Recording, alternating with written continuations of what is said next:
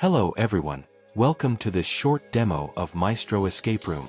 Maestro version is actually at 3.5 at the time I am recording this tutorial, so you may watch this video later and find some new features added or modified, but the main features will remain the same.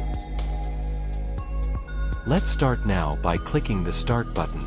You can pause or resume the game. You can add or remove minutes to the display screen using the time shift buttons. Time Warp will allow you to slow down or increase the speed of the timer. Of course, it is not intended to fool the players but just to let you fine-tune the timer display according to the events inside the room. Let's say the players are in a bad situation, so they would require a little bit of extra time to go to the next place, but you definitely know by experience that they will not make it. In such case, warping the timer to slow it down could be a discreet way to help your players without letting them know. The next box will allow you to send custom messages just by typing directly in the text box. Let's say you want to send "Look under the table" to the players. Since the message really is a valuable hint, click the hint button to send it to the screen and increment the hint count at the same time. As you can see, the hint count is now set to 1. Now let's say you want to send a less valuable message, something like "Watch again." This time you may prefer to click on the message button so the hint count is not incremented. You can clear the text field by clicking the Clear button. The Remove button will remove the message from the text field and the display. By default, the Auto Remove feature will remove the message from the display after a customizable delay, but you can disable this option if you prefer. Warning and Panic buttons are other pretty handy features of Maestro.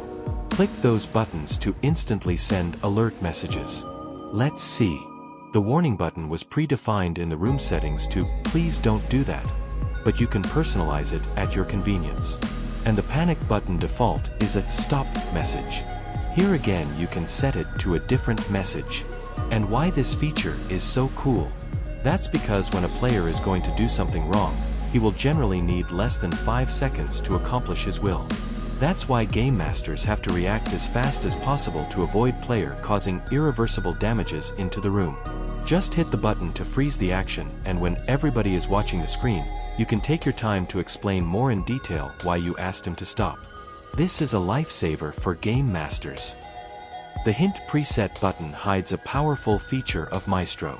Here you will find every redundant hints you have previously saved for the room.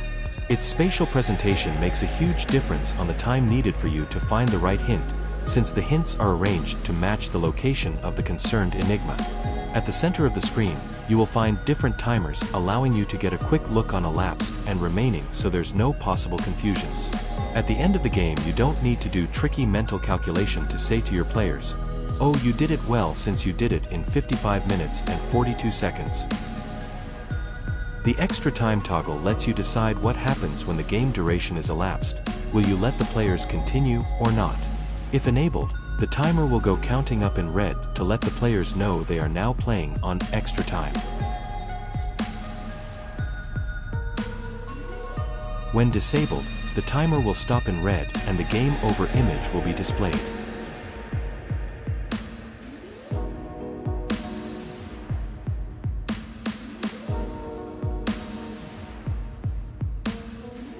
The Sound FX tab allow playing single or multiple sound effects simultaneously at any time. The Serial Output tab allow you to send messages to a connected device over serial port. First you have to set up the port comm and the baud rate before you can connect Maestro to your device.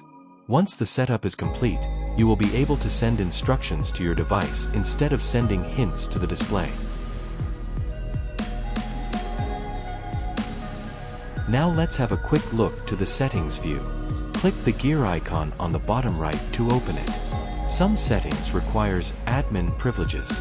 You will be asked to set admin password when launching the app for the first time. Once you are logged in, you will be able to access the Game Master's list editing and the room list editing buttons. The room settings view allow to set up game characteristics and custom display. However, we will not cover these settings in this quick start tutorial, so please refer to the documentation if needed. Thank you for watching this demo. Feel free to contact us. We will make our best to answer your questions by email.